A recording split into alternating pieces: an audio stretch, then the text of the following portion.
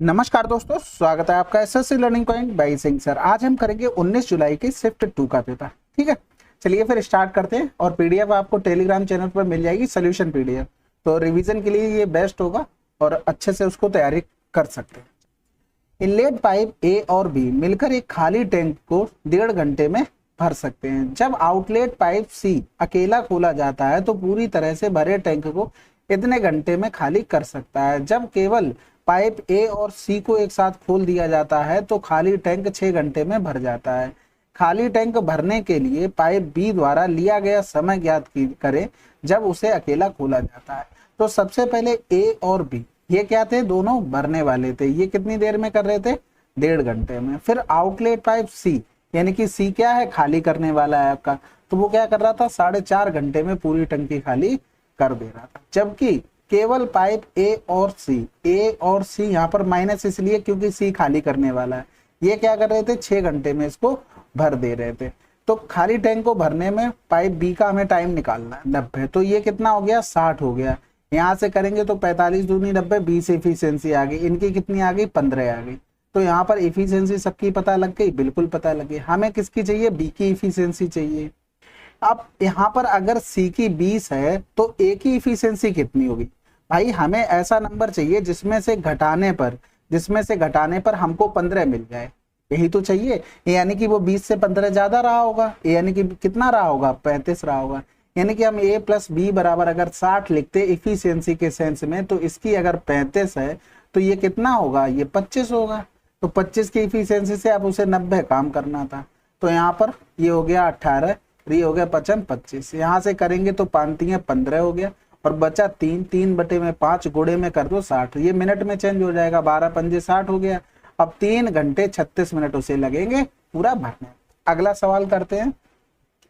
500 की खरीदी गई एक साड़ी पर अंकित मूल्य पर इस तरह से डाला जाता है कि 16% का लाभ हो और बाद में इसे अंकित मूल्य पर x% की सेल छूट देकर बेचा जाता है।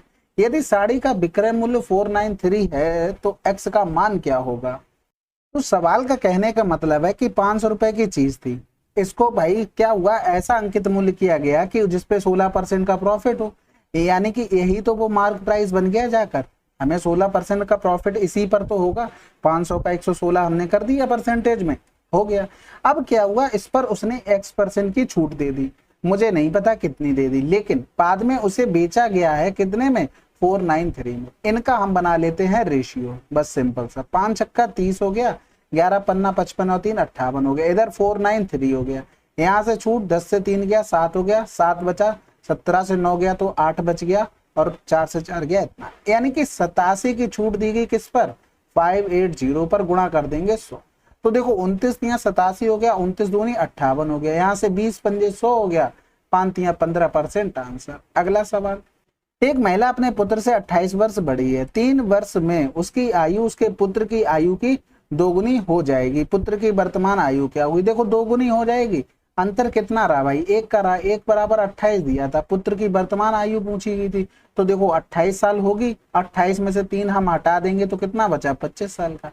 भाई देखो सिंपल सी बात है, मैंने पहले भी ये बताया है कि जितनी आज तुम्हारी एज है, तुम्हारे भाई की एज है, उसमें जो डिफरेंस हो, वो चाहे 5 साल बाद देखना चाहे 10 साल बाद, वो डिफरेंस सेम रहेगा। तो यहाँ पर 3 साल बाद रेशियो में पता था, तो डिफरेंस तो सेम रहेगा चाहे पहले कितना भी हो। तो 1 अभी आया, पहले कितना था, 28 डिफरेंस था, तो 1 बराबर 28। और हमें 1 बराबर अगर निकाल लेंगे, ये पुत्र की होगी तो 28 आ गई, वो भी 3 साल बाद की, 3 घटा दिया, आंसर आ गया। ए किसी काम को 4 दिन में, बी उसे 12 दिनों में कर सकता है। यदि वे इस पर 2 दिन तक एक साथ काम करते हैं तो काम का कितना अंश शेष रह जाएगा।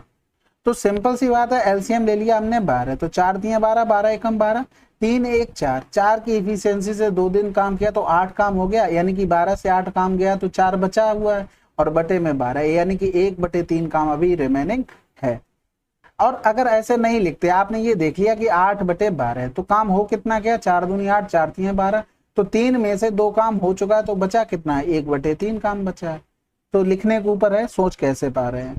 वर्ष के पहले 5 महीनों में श्रमिकों द्वारा प्राप्त औसत मजदूरी क्या थी। तो देखो 2 2 4 और 2 1 5, यहाँ तक हमें आना है।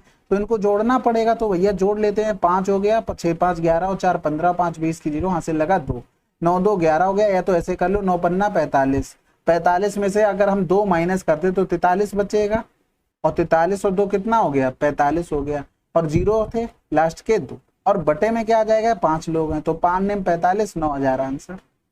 अब अपनी तरीके से देखो भाई, हमने क्या किया, 9 9 और 9 ये 2 थे तो 9 पन्ना 45 कर दिया, लेकिन इनमें 2 जगह 2 कम था तो वो 2 कम कर लिया, 43 हो गया, हासिल वाला 2 जोड़ दिया। तो इसी तरीके से कर लिया। ठीक है।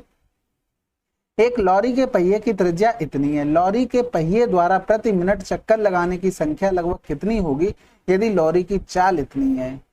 तो सबसे पहली बात, अगर हमारी 7 रेडियस होती तो 2 पाई आर का मान कितना आता, 44 आता। अब यहाँ पर दे दी 182, कै गुना हो गया था, 7 दूनी 14, 7 छक्का 42, 26 गुना, यानी कि 44 का भी 26 गुना हो जाएगा, यानी कि एक चक्कर में वो इतना जाती है। और कह रहा था कि एक घंटे में वो 66 किलोमीटर जाती है, यानी किलोमीटर को मीटर में चेंज किया, इतने मीटर जाती है, बिल्कुल जाती है। यानी कि 60 मिनट का अगर हम लिखते तो कितना जाती भाई, 60 मिनट तो बात तो वही हो गई, यानी कि 66,000 मीटर हो गई। अब 1 मिनट का अगर आप लिखते तो कितना हो जाता, 6 एकम 6 हो गया, 6 एकम 6 1 0, यानी कि 1100 मीटर जाती। यही तो बात हुई। अब 1 मिनट में ही चक्कर पूछे थे तो 1 मिनट में हमें इतनी दूरी जानी थी, तो 1100 इंटू में 100 क्यों करना पड़ा, क्योंकि ये हमारा सेंटीमीटर में था, इस वजह से करना पड़ा। बटे में क्या हो गया, 44 बटे में 26 कर दें, क्योंकि एक चक्कर इतना है तो हम भाग कर देंगे, हमारे टोटल चक्कर निकल आएंगे।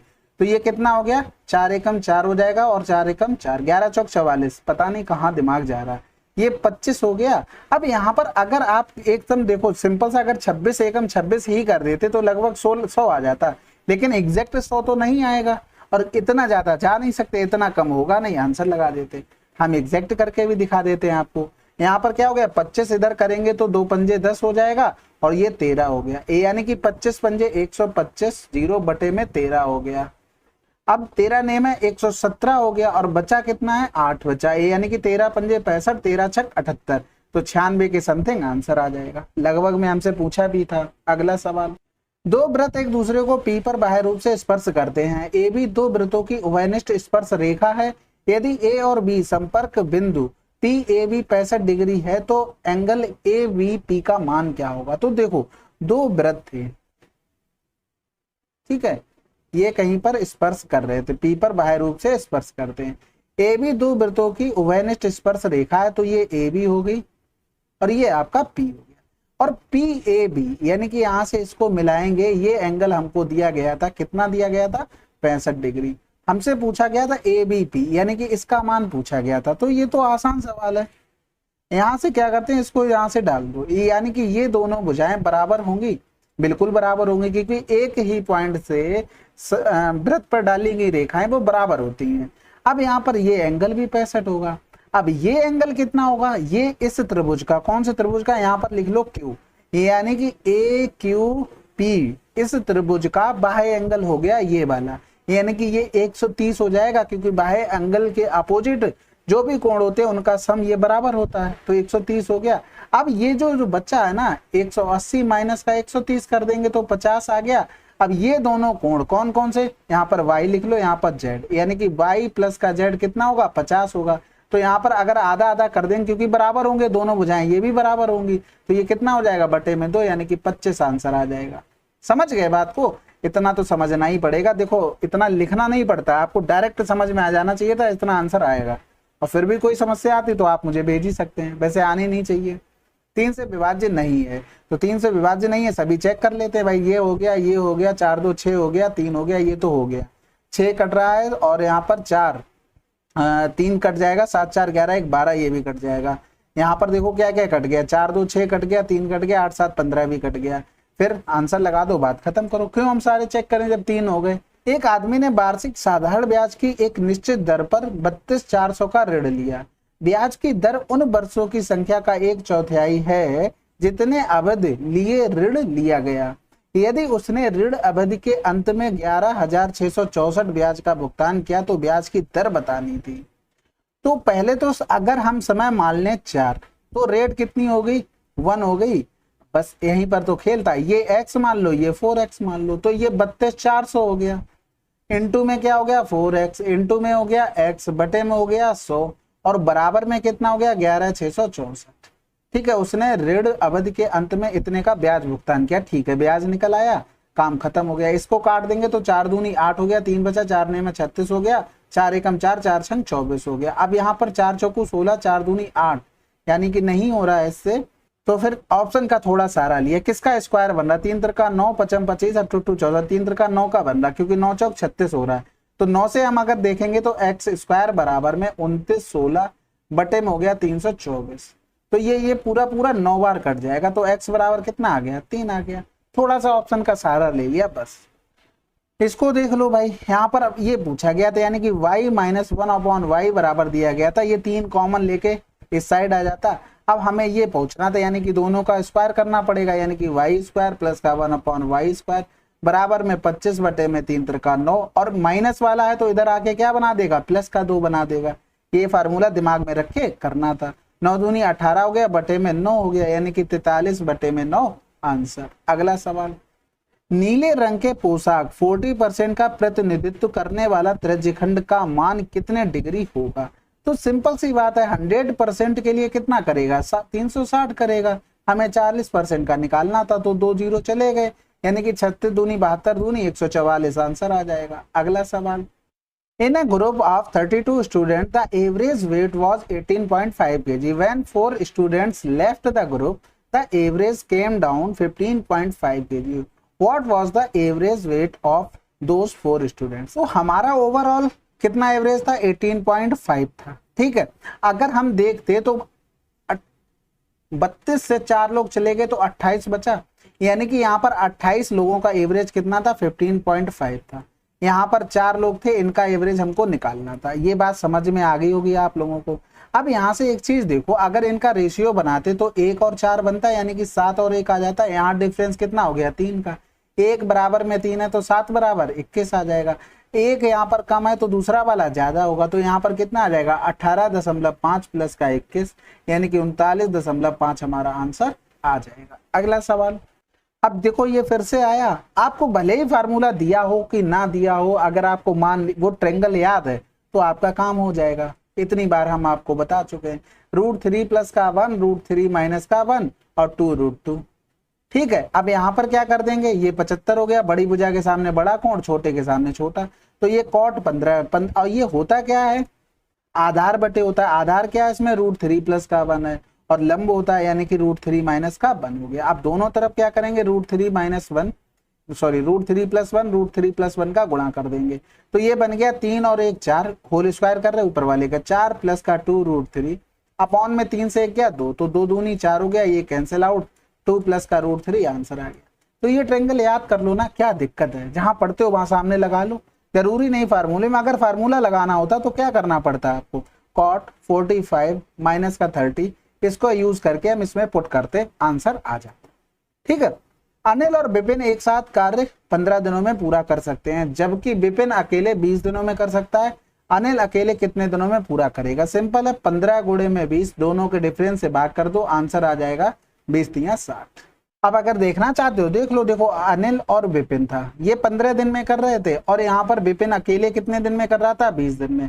एलसीएम ले लिया हमने 15 गुणे 20, तो इसकी इफिशियंसी 20 हो गई, इसकी 15 हो गई, तो इनकी भैया 15 है, टोटल 20 है, तो इनकी 5 होगी। अब आया कैसे, इन दोनों का डिफरेंस करके ही तो आया है, तो वही यहाँ पर डायरेक्ट करना कर लो ना, क्या दिक्कत है। दुकानदार अपने माल के मुद्रित मूल्य पर 10% छूट प्रदान करता है और इस प्रकार 20% का लाभ अर्जित करता है। वस्तु के क्रय मूल्य और मुद्रित मूल्य के बीच अनुपात क्या होगा बताओ। इतना आसान तुमसे अगर पूछ लिया जाए तो क्या ही है, 3 त्रिका 9 हो गया, 3 चौकू 12 हो गया, आंसर आ गया 4:3। ये क्या हो गया, मुद्रित मूल्य हो गया, ये आपका क्रय मूल्य हो गया, आंसर आ गया। अब आप इस तरीके से अगर करेंगे तो भैया इसमें देखो टाइम भी लगता है, और मैंने बहुत बार बताया कि ऐसे नहीं करना है। छूट हमेशा मार्क प्राइस पे दी जाती है और प्रॉफिट हमेशा कॉस्ट प्राइस पे। छूट देने के बाद सेलिंग प्राइस बनता है, अगर कॉस्ट प्राइस में प्रॉफिट जोड़ देंगे तो सेलिंग प्राइस, दोनों को बराबर कर देते हैं। और हमने ऐसे भी बताया हमेशा क्या करो, इन दोनों को अपोजिट कर दिया करो, जो भी प्रॉफिट वाला है इसके नीचे और छूट वाला है वो इसके नीचे आ जाएगा, तो डायरेक्ट लिख लो भाई। चलो भाई फिर इसको भी सॉल्व कर लेते हैं, आसानी सवाल है, देखते हैं कहाँ पर रुकती है गाड़ी। अगर इनको किया तो 51 और 4 55 हो गया, यहाँ से किया तो 5 से 3 गया 2 हो गया, 5 से 1 गया तो 4 हो गया, प्लस का साइन था, इधर करेंगे 12 सत्ते 84, इनका डिफरेंस करेंगे तो ये माइनस का दे देंगे, यानी कि ब्रैकेट में लिख लो अभी के लिए। 4 से 3 गया 1 हो गया, 8 से 1 गया तो 7 हो गया, वो भी माइनस का हो गया। ठीक है, ये आपका ब्रैकेट क्लोज हो गया। यहाँ पर लिख सकते हैं 42 माइनस का 71, ये यानी कि इसको अगर हम करेंगे 11 से 2 गया 9 हो गया, 6 से 4 गया 2, ये 29 आ गया। यानी कि ये पूरा सॉल्व करने पे यहाँ पर 36 दूनी 72, 7 छक्का 42 और 2 44, 44 आ गया, यानी कि 44 बटे में 11 हो गया। समझ में आ गई बात। ये पूरा इनटू में आ जाएगा क्योंकि ये माइनस का है तो ये इनटू में उसने बोल रखा था। अब जो बचा है उसे भी कर लो। 16 3 48 हो गया, 12 5 17, माइनस का 3 प्लस का 71 हो गया। तो यहाँ पर 14 बच गया, 14 इसमें जोड़ देंगे, यानी कि 71 और 10 81 4 85 हो गया। तो यहाँ पर 85 प्लस का 4, यहाँ पर 4 हो जाएगा, 29 चौकू 116, यानी कि माइनस का हो जाएगा 116, और यहाँ पर बटे में 232। तो 6 से 5 गया 1, 11 से 8 गया 3, बटे में 232। ठीक है, इनको आराम से किया करो भाई, 2 नंबर आपके कंफर्म होते हैं, बस फ्री के नंबर मिलते हैं। आप इसको देखो ट्रायंगल बना कर या तो डायरेक्ट कर लो, या तो इसको यहाँ पर चेंज कर लो। जैसे tan स्क्वायर थीटा आपने कॉमन ले लिया तो ये बन गया 1 प्लस का tan स्क्वायर थीटा बन गया। ये 1 प्लस का tan स्क्वायर थीटा, इसे sec स्क्वायर थीटा लिख सकते हैं इनटू में। इसको क्या लिख सकते थे, इसको लिख सकते थे, इधर tan पहुंचा तो ये sec स्क्वायर थीटा माइनस का 1 लिख सकते थे। अब यहाँ पर डायरेक्ट वैल्यू रख दो, 4 चौकू 16 3 त्रिका 9, माइनस का 1 हो गया। इधर करेंगे तो 4 चौकू 16 बटे में 3 त्रिका 9, यहाँ पर 9 ऊपर चला जाएगा तो 7 बटे में 9, गुणे में 16 बटे में 9 आ गया। तो 16 सत्ते 112 बटे में 9 ने 81। अगला सवाल, अब देखो यहाँ पर cos अल्फा बराबर में दिया था 3 बटे में p, और यहाँ पर दिया था 4 tan अल्फा, या तो 4 हटा दो, बराबर में q अपॉन में 4। p और q के बीच में हमें संबंध बताना था जो अल्फा से स्वतंत्र है। तो एक चीज बताओ, अगर tan और तुम cos में जाओगे तो कोई रिलेशन नहीं पाओगे, लेकिन sec में जाकर रिलेशन मिल जाएगा। यानी कि इसको sec अल्फा बराबर लिखते तो p बटे 3 आ जाता, क्योंकि cos का अपोजिट क्या होता है, sec होता है। और आपने ये भी पढ़ा है sec स्क्वायर थीटा माइनस का tan स्क्वायर थीटा बराबर में 1 होता है, बिल्कुल पढ़ा है। तो यहाँ पर दोनों का स्क्वायर कर दें, यानी कि ये हो गया sec स्क्वायर अल्फा माइनस का tan स्क्वायर अल्फा बराबर में हो गया p स्क्वायर अपॉन 9, और माइनस में हो गया q स्क्वायर अपॉन 16। तो ये क्या बन गया, 1 बच गया, और यही तो हमसे पूछा गया था, तो बस आंसर आ गया। अगला सवाल करते हैं। एक चोर अपराध करता है और 12 मीटर प्रति घंटे की चाल से उस स्थान से भागता है। चोर के भागने के 20 मिनट के बाद चौकीदारी ने उसका पीछा करना शुरू किया। अगले 20 मिनट में उसे पकड़ लिया, चौकीदार की चाल क्या होगी। अब इस सवाल को थोड़ा समझने की कोशिश करना। देखो, पुलिस वाले का या चौकीदार का हमें टाइम पता था, हमें डिस्टेंस पता लग जाए तो हमारा काम हो जाएगा। ये रहा यहाँ पर चौकीदार या पुलिस वाला, ये हो गया यहाँ पर चोर, ये पहुंचे यहाँ पर इसको पकड़ा। किसने पकड़ा, इस पुलिस वाले ने चोर को। चौकीदार ले लो या इसको ले लो, तो यहाँ पर चोर पहुंचा, यानी कि हम चोर की तो डिस्टेंस निकाल सकते हैं ना टोटल। यानी कि यहाँ पर वो 12 मीटर प्रति घंटे से कितनी देर चला, वो 20 मिनट चला, बटे में 60। कहाँ से कहाँ तक, यहाँ तक चला। तो यहाँ पर भी तो वो 20 मिनट ही चला, यानी कि दोनों जगह तो डिस्टेंस सेम रही होगी उसकी, जितनी यहाँ पर उतनी वहां पर। तो 20 3 60 हो गया, यानी कि यहाँ पर भी 4 मीटर चला और वो यहाँ पर भी 4 मीटर चला होगा, क्योंकि टाइम क्या है, बराबर है। तो अब बात समझ में आ गई होगी कि इसने, यानी कि चौकीदार ने 20 मिनट में टोटल कितनी डिस्टेंस कवर की है, 8 मीटर कवर की। समझ गए, ये टाइम था। अब इसको हमें घंटे में बनाना पड़ेगा। रीजन क्या है इसके पीछे, यहाँ पर हमको मीटर प्रति घंटे में पूछा है। तो स्पीड बराबर क्या होता है, d/t होता है। तो डिस्टेंस 8 होगी, बटे में 20, 60 ऊपर आ जाएगा। तो 20 3 60 हो गया, 8 3 24, आंसर आ जाएगा। ठीक है, अगला सवाल। एक स्कूल में गणित, अंग्रेजी और रसायन विज्ञान की सीटों का अनुपात 6 4 7 है। यदि इन सीटों में क्रमशः इतनी और इतनी इतनी की वृद्धि की जाती है तो बढ़ी हुई सीटों का अनुपात क्या होगा। अब इसमें सीधे ऑप्शन देखो, ऑप्शन में 7 9 दिया था, 9 7 दिया था, 9 7, यानी कि 2 में सेम हो गया। और लास्ट वाले अगर 2 देखते तो इनमें सब में अलग अलग है, अलग अलग है। कोई दिक्कत है, कोई समस्या है, नहीं है ना। तो लास्ट वाले ही हम चेक कर लेते हैं। 140 और बटे में 100 हो गया। करने की लिखने की जरूरत नहीं थी, आप इससे भी छोटा कर सकते थे। बटे में 100 हो गया। रेशियो बनाते ये कैंसिल आउट, ये इससे कैंसिल आउट हो गया। तो यहाँ पर देखो 4 चौकू 16 हो गया, तो 2 दूनी 4 हो गया, 2 सत्ते 14 हो गया, तो 7:14 मिल रहा है तो आंसर लगा दो, बात खत्म।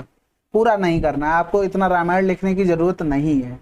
त्रिभुज एबीसी में कोण बी और सी के आंतरिक समद्विभाजक ओ पर मिलते हैं, बी ए सी का मान 72 डिग्री है, तो बी ओ सी का मान क्या होगा? सिंपल सी बात है, एंगल बी ओ सी बराबर में क्या हो जाएगा 90 प्लस का एंगल A/2 मतलब 72/2। ये तो प्रॉपर्टी होती है और ये एसएससी का फेवरेट सवाल है भाई। आंतरिक समद्विभाजक वाली प्रॉपर्टी ऐसा नहीं होगा कि आप लोगों ने ना पढ़ी हो। ये अगर थीटा हो और ये इसके समद्विभाजक यहाँ पर मिल रहे हो और ये अगर आपका अल्फा हो, तो अल्फा बराबर होगा 90 प्लस का θ/2। अगला सवाल करते हैं।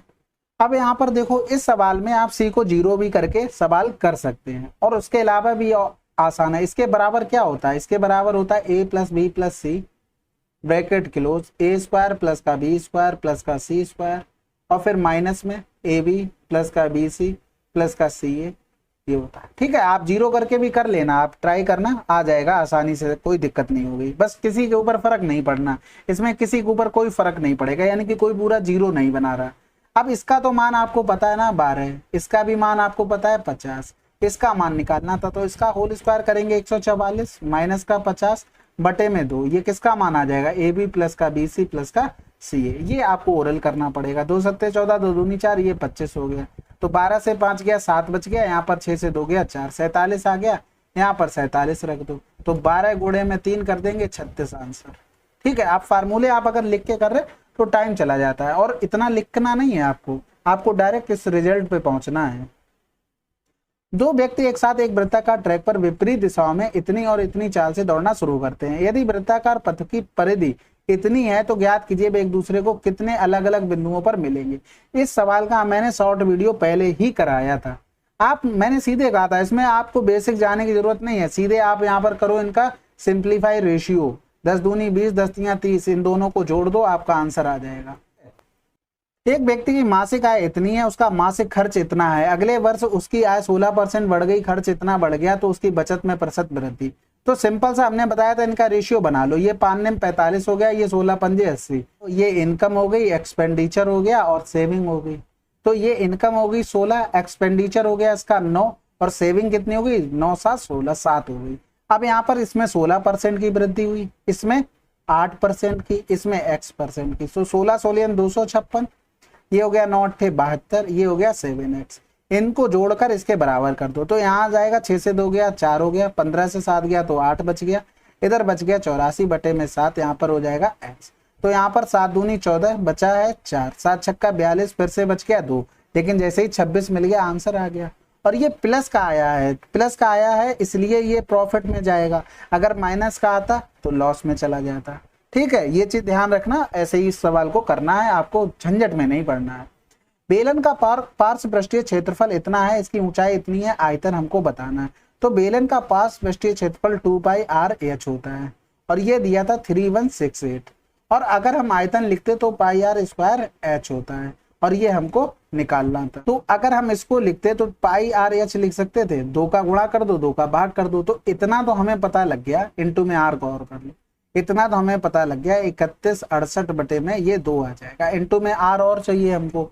अब r यहाँ से हमको निकालना पड़ेगा, तो 2 गुणे में 22/7, यानी कि अगर हम r बराबर लिखते 3168/2/22, 7 ऊपर चला गया और यहाँ पर हो जाएगा 48। तो 11 दूनी 22 कर लो, 11 दूनी 22 हो गया, 9 बच गया, 11 8 88 हो गया, 11 8 88, तो ये 4 हो गया, यहाँ पर 4 7 28, 4 दूनी 8 हो गया, फिर 12 छंग 72, 12 चौक 48, 2 दूनी 4, 2 तियां 6 हो गया। तो यहाँ पर 7 या 21/2 रेडियस, यहाँ पर भी लिख दो, तो 3168/2, 21/2, तो 2 दूनी 4 हो गया, 4 7 28, 3 बचा, 4 9 36, 4 दूनी 8, तो 21 दूनी 42, जैसे ही 2 मिला आंसर लगा दो। चलिए फिर ये 19 जुलाई की शिफ्ट 2 आपकी कंप्लीट हो गई है। ठीक है, अच्छे से पढ़ते रहिए, नोट्स अपने प्रॉपर बना के रखिए, नहीं तो पता लगता है एग्जाम के टाइम यही नहीं पता हमें ये जो पूछा जा रहा है वो हमें पढ़ना कहाँ से।